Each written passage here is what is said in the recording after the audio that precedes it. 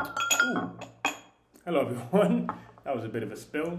So here I am in the new tea room, which does have some blank walls and does have some echoes. We're going to fix that in the coming months. Today I want to talk about, as I reach to boil some water, I want to talk about a Qimen that I got a few years ago, about 2022, I would say, 2022-ish, yeah. And it really kind of changed the way, it furthered my understanding of teas, and it gave me an interesting perspective on traditional teas, and traditional craftsmanship, and how traditional craftsmanship may not actually be the best craftsmanship.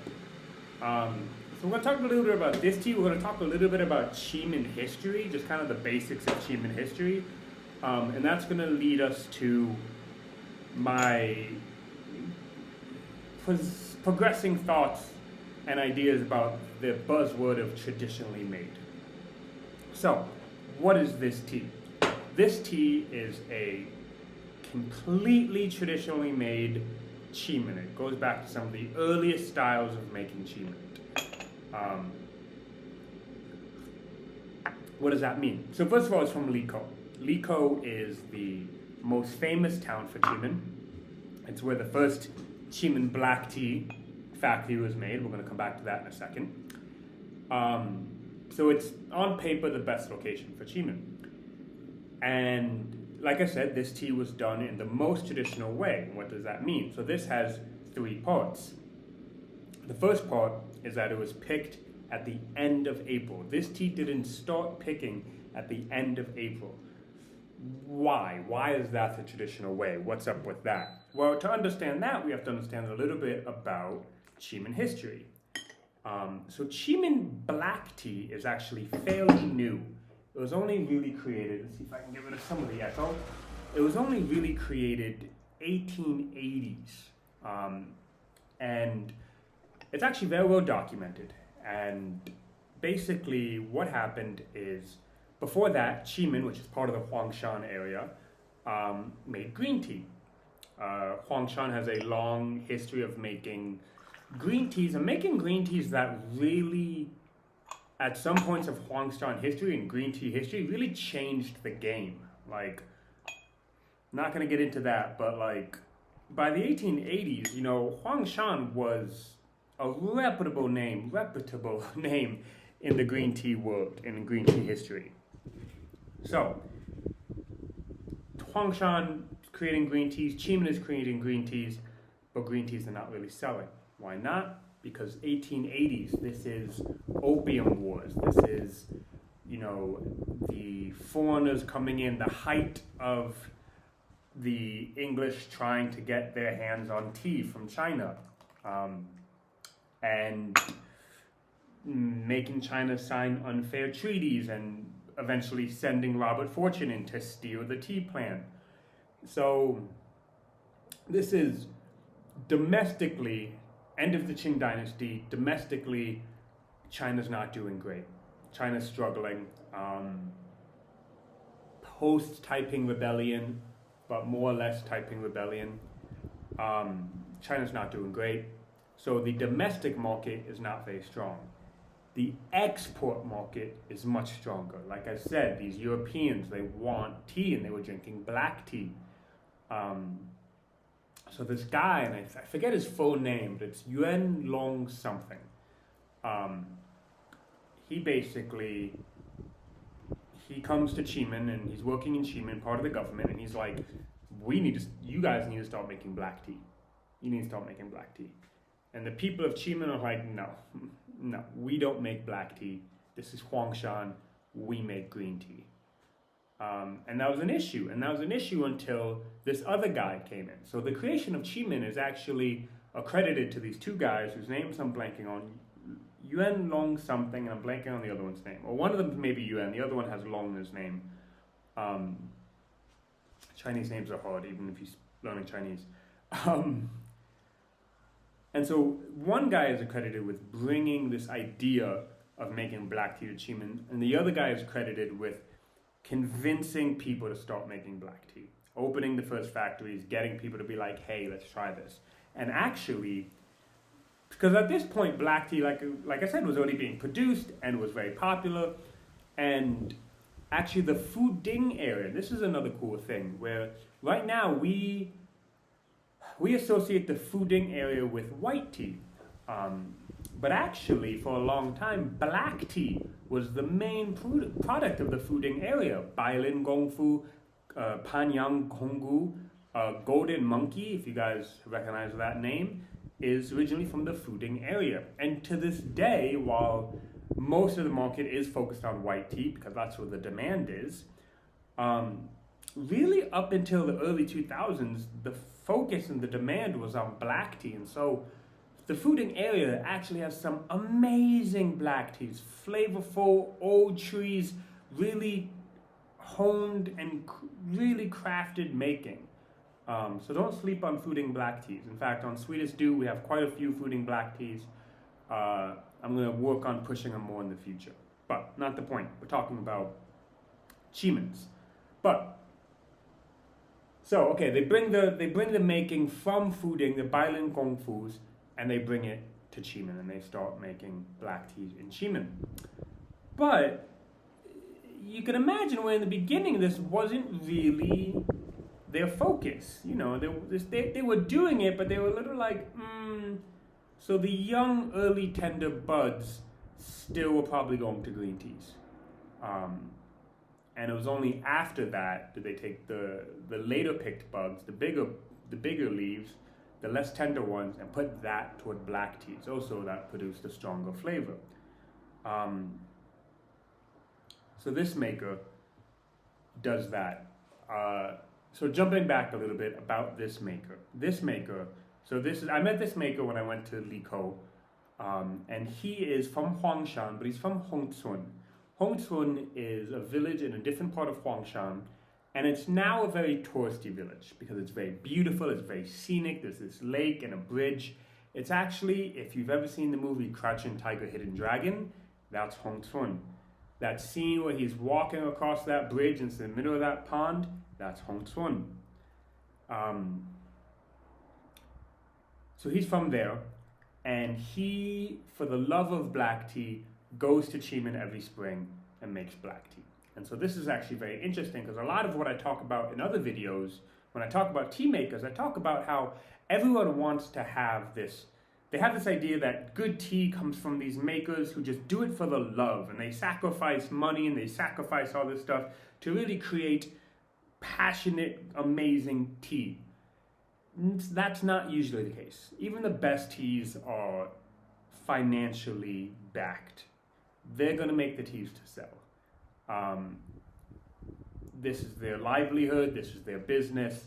They're not going to make teas that don't sell, so it's very rare that makers do passion projects. This is one of those times. He does sell this tea, and this tea is not cheap.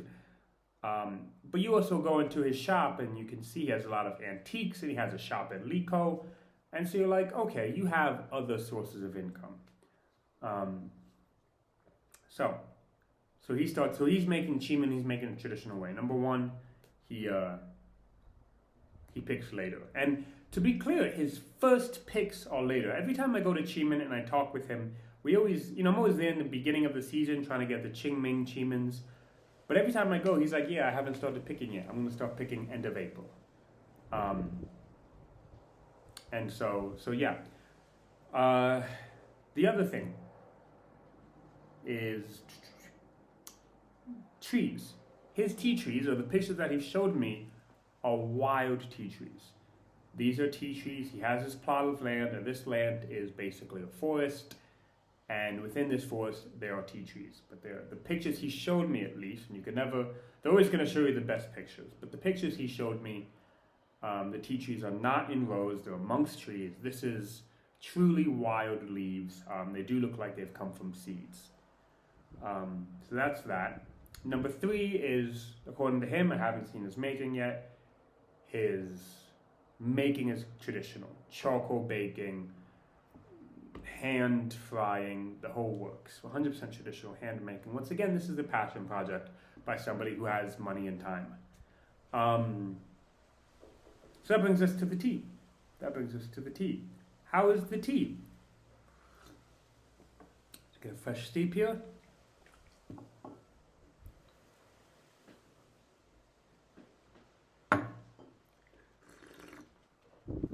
The tea is pretty good. So this tea is pretty good. First of all, it's well made. It's clean and it's very refreshing. And so you can tell that during the tea making, the part of tea making that focuses on, you can tell during tea making, the water left of the leaf very well. A lot of tea making is focused on, even without the maker maybe, or now the maker knows it, but a lot of tea making is focused on getting the water to leave the leaf. And it's controlling how fast does it leave the leaf. And so you have white tea making, where when you're making white tea, they don't just stick it under the sun and dry it as quick as possible. They really draw it out. They stick it under the sun, then they move it to the shade, then they move it inside, and they put it outside, but they put it on an angle. You have oolong making, you have the shaking and the resting, the shaking and the resting. All of that has to do with water leaving the leaf. Because while we want water to leave the leaf, there's a process, enzymatic, I'm blanking on the name, I can look it up. I'll put it down below. And it's basically the water interacting with the enzymes in the leaf, with the things in the leaf, and this brings out flavor. This is where the complex flavor comes from. And so if you have the water leave too quickly, there's no flavor. But obviously, if the water leaves too slow or doesn't completely leave, then you're going to have flaws, sourness, bitterness, funkiness, yada yada. So when we taste a tea and it tastes very clean, that is a sign of good making.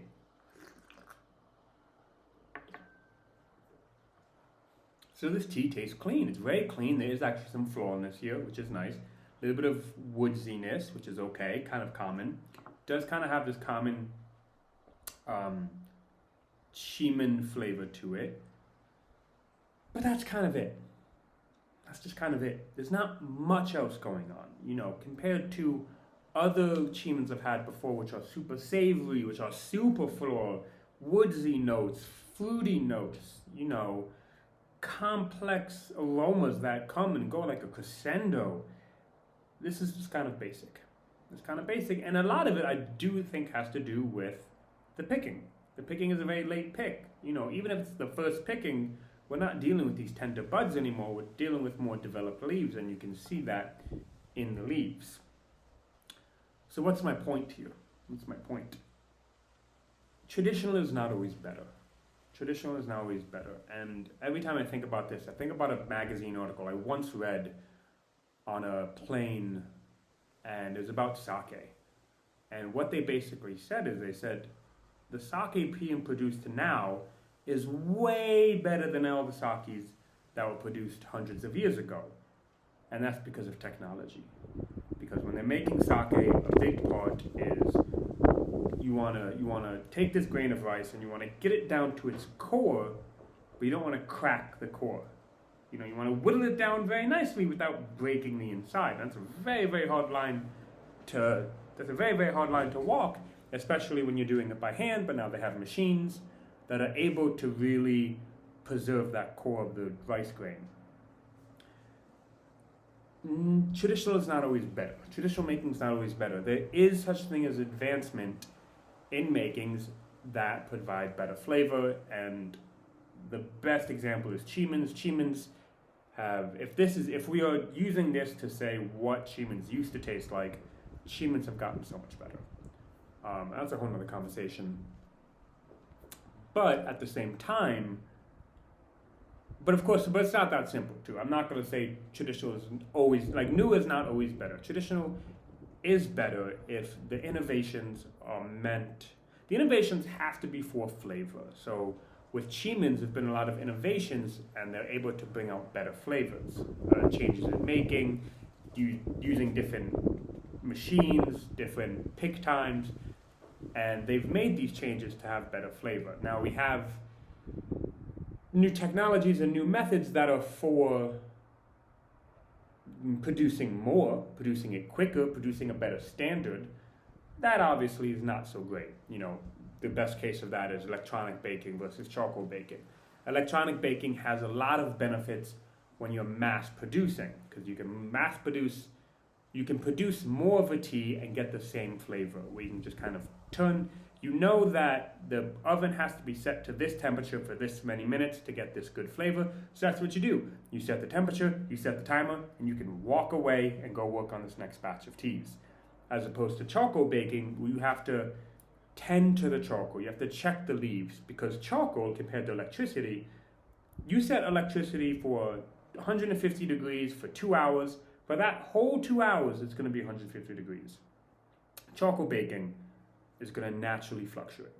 You know, it's charcoal, so it's you're going to put it, you're going to start baking, and the charcoal is going to start getting cooler. The heat is going to dissipate. It's going to decrease. And they have methods to contain this and slow this decretion, but it's naturally going to do it. And so, okay, you realize the temperature is too low by feeling it, by using an electronic thermometer. So you add heat, you add wood, and it jumps up.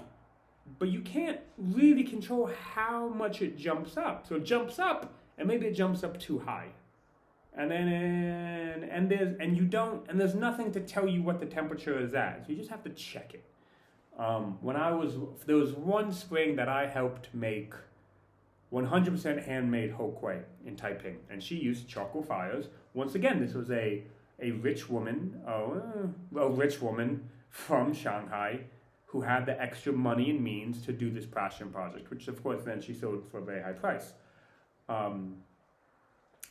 But one of the things, you know, there was people whose jobs it was to watch the charcoal, and she had different methods of dealing when the charcoal was too high. This is what we do. When the charcoal is too low, this is what we do. And sometimes the next day, she would check the tea, and she would be like, the charcoal is too cold yesterday. This tea is not all the way dry. We need to finish it. So even with watching it and focusing on it and checking it and having someone whose job it is to tend it, there were still mistakes. No tangent, but I think that's an important thing to know. So that little rant was basically saying there is benefits to technology, because, you know, you go to Anxi Tiequanyin and they use and most people these days will use electric ovens, especially for white teas. White teas are like fish. A lot of white teas, lots of Tiequanyin. I don't think I've seen one charcoal baked Tiequanyin, and I sold it last spring, and it was good. And it was better. It was better than the charcoal baking added flavors. A whole nother conversation. This is a whole nother conversation. We're talking about this Qimen. But that's what this Qimen does. That's what this Qimen does. This Qimen, when you look at this Qimen and you go, hey, this is 100% traditional Qimen, handmade, old pick times, really good material, and you can taste the quality, but it's not as good as modern Qimens. Modern Qimens might be some of the best Qimens because of technology, because of demand, because people are paying a higher price, because people are wanting a better flavor, and this is encouraging, incentivizing makers to make better tea, and then they can make a living off of their tea, and then there's a lot there. So obviously traditional is great. We like traditional baking, traditional making. It is good, but also it's not always the best. Just because something is traditionally made doesn't mean it's going to taste better than the modern made ones. I could go into a whole nother rant about that, but let's just keep it at that. Thank you for listening to my rant. I appreciate all of you. I'll see you next time.